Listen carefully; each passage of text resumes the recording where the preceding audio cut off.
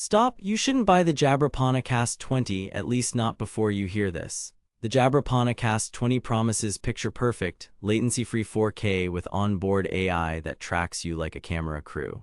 Either we've reached webcam nirvana or we're about to step into expensive confusion. On paper, it flexes a 13MP sensor, real-time 4K Ultra HD, intelligent zoom, dynamic light optimization, Microsoft Teams and Zoom certifications, and even a built-in privacy cover in a 100G travel-friendly body. Sounds criminally generous, but here's the thing, specs don't tell the whole story. I actually used this camera across Teams, Zoom, and OBS on both Windows and Mac for 2 solid weeks. I've put the direct link to check current pricing in the description, but before you click anything, let me show you what I discovered after 2 weeks of testing. Here's what the PanaCast 20 claims to do.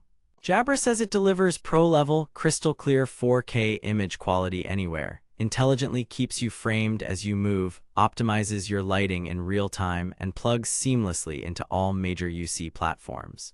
The headline promises are a 13MP sensor with 4K Ultra HD no latency, AI-driven intelligent zoom that follows you, real-time lighting optimization in poor rooms, certified for Teams and Zoom, travel-ready with privacy cover. Sounds slick, right? Pretty bold claims for a compact webcam, but here's where things get interesting. Reality check time. Claim picture-perfect 4K everywhere with no latency. Reality. The hardware image looks sharp at 4K 30 FPS in apps that support it, but most conferencing platforms will downscale you to 1080p or even 720p depending on bandwidth and account type. So that extra resolution often gets crushed by compression. And about no latency, at the device level there's no obvious lag, but end-to-end latency in a real call still depends on your computer and network, so expect the usual 100 or so milliseconds. In other words, the 4K advantage is mostly for local recordings or OBS, not your average zoom. They claim AI intelligent zoom keeps you perfectly framed. What you actually get is a smart crop that works until it doesn't. Here's why. The 13MP sensor has about 1.56 times more pixels than 4K's 8.3MP. That means you only get up to roughly 1.5x lossless crop. Go beyond that and the camera is upscaling.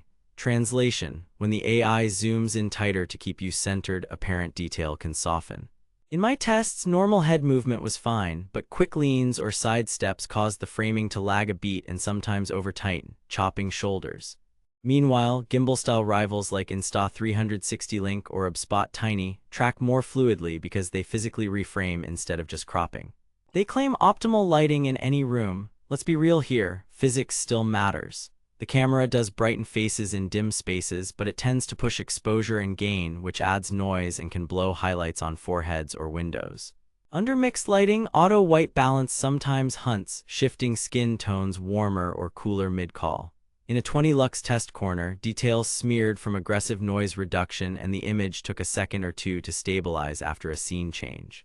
You can tame it by dialing back features in Jabra Direct, but out of the box it can look overly processed. They claim seamless UC connectivity and enterprise-grade peace of mind. That part's mostly true. It worked cleanly in Teams and Zoom, and the certifications matter to IT departments. But here's the plot twist. To access intelligent zoom, picture-in-picture presenter mode, and lighting controls, you'll want Jabra Direct. That extra software layer sometimes resets preferences between apps, and I hit one firmware update prompt mid-setup. Not a deal breaker, but not exactly plug-and-play bliss either. Also, there's no built-in microphone to match that pro picture. You'll still need a headset or a speakerphone. Jabra would love to sell you one, of course. They market portability and control with a privacy cover and travel case. That checks out. The lens shutter is solid and the included 1.5mm USB-A to USB-C cable works, though some desk setups will need a longer run. Heat is noticeable but never alarming. Here's where things get interesting. That 4K claim collides with the math of digital zoom. You start at 13MP. 4K is 8.3MP. Any crop beyond about 1.5x reduces real detail below true 4K, so intelligent zoom inevitably trades resolution for framing. That's not shady, it's just how sensors work, but it's also not the magic auto cameraman many expect. Detailed breakdown, image quality and frame rates, you're looking at 4K capped at 30 FPS. Motion looks fine for meetings, but hand waves have that 30 FPS blur. If you're a content creator who wants buttery 4K 60, this isn't it. In OBS, 4K 30 was stable with consistent bitrate, and 1080p output looked clean, but you don't get a 60 FPS option to smooth motion. Tracking and focus, the lens is tuned for typical webcam distance, so your face at 80 cm looks crisp. Close-up object DMOS, not great. Without a fast autofocus system or macro range, text on a product box held near the lens softens. Intelligent zoom tightened my framing by roughly 25–35%, which looked flattering until I leaned forward and it hunted. Physical tracking cams keep composition more natural. Low light and HDR behavior. In dim rooms, the camera leans on gain and noise reduction, which softens fine detail and can introduce a watercolor look on hair and beards.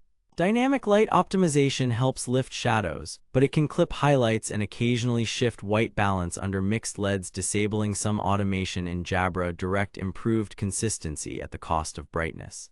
Software and ecosystem. Jabra Direct unlocks presenter mode with picture-in-picture, firmware updates, and framing controls. It's powerful, but expect occasional profile resets when switching apps. Teams and Zoom certifications are legit wins for corporate buyers. There's a sturdy clip and a standard tripod thread, travel case included, and the unit weighs about 100 g. No built-in mic, so plan on a headset or speakerphone. Cable length at 1.5 m is fine for laptops, short for floor-standing tripods. Review Pulse, Amazon shows around a 4.2-star average.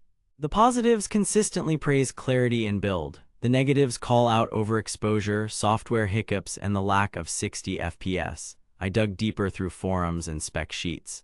No hidden gotchas like drop shipping or fake brands here, just a solid device with expectations that sometimes overshoot real-world behavior. Verdict: buy with caution. At a current price around $153.83, the PanaCast 20 undercuts its original MSRP and gives you sharp 4K 30, solid build, on-device AI features, and Teams and Zoom certifications. If you're a remote worker who wants a clean, professional head and shoulders shot, values the privacy shutter, and already has a good mic, it's a sensible pick. But skip this if you want silky 60 FPS, physical tracking, or creator-friendly close-up autofocus. For similar money, Logitech Brio 4K often dips near this price and is simpler to live with. If you can spend more, Link or HubSpot Tiny deliver smarter tracking. Bottom line: great for compliant corporate calls, less great for creators chasing cinematic webcam vibes. Stay savage out there. Thanks for watching.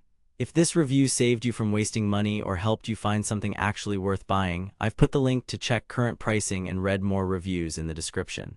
And hey, if you do decide to buy through my link, it helps fund these investigations without costing you extra.